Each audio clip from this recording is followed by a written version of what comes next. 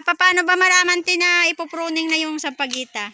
Pagka ito po ay napaka-lambor na at madaming dahon, natutuyo na siya, alisin po yung ibang dahon, babawasan siya ng dahon para dumami uli ang bulaklak niya.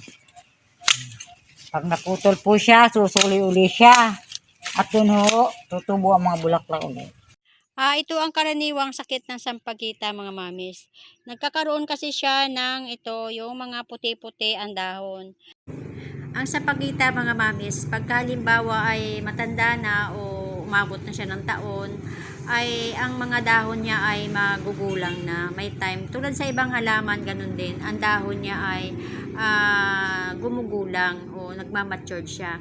So, kailangan ito ay tanggalin kasi doon sa matatandang dahon na yon ay doon maraming mga insekto, maraming mga fungus na tumitira at hindi kayang madala ng gamot minsan. Kailangan siya talagang tatanggalin.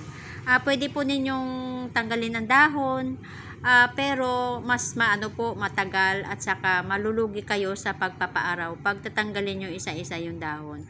Kaya ito ay pinupruning na lang para sumibol yung mga panibagong sanga o magiging talbos ulit at doon ulit tutubo yung bulaklak.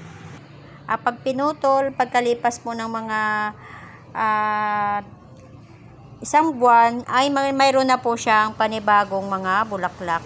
Nagkakaroon na po siya ng talbos o napalitan na po ng mga bagong dahon yung mga pangit na dahon. At pag nagpruning, huwag sabay-sabay. Kailangan ay kalahati lamang o 1/4 lamang para hindi maubusan ang bulaklak. Dito sa kinukuhaan ko ng bulaklak ay talagang magaling siya mag-alaga.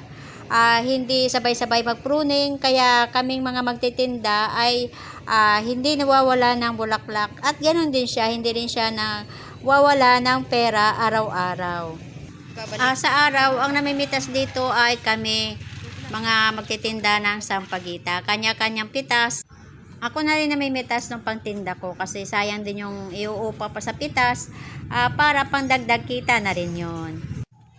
Sana nakashare naman ako sa inyo, mga mamis, kahit konting kaalaman lang tungkol sa sampagita. Maraming salamat po sa panonood at salamat po sa pag-subscribe sa akin. Thank you po so much. Hanggang sa susunod ko pong mga videos tungkol sa sampagita. At huwag po naman ninyo kalimutan mag-subscribe at click yung notification bell. Maraming salamat po.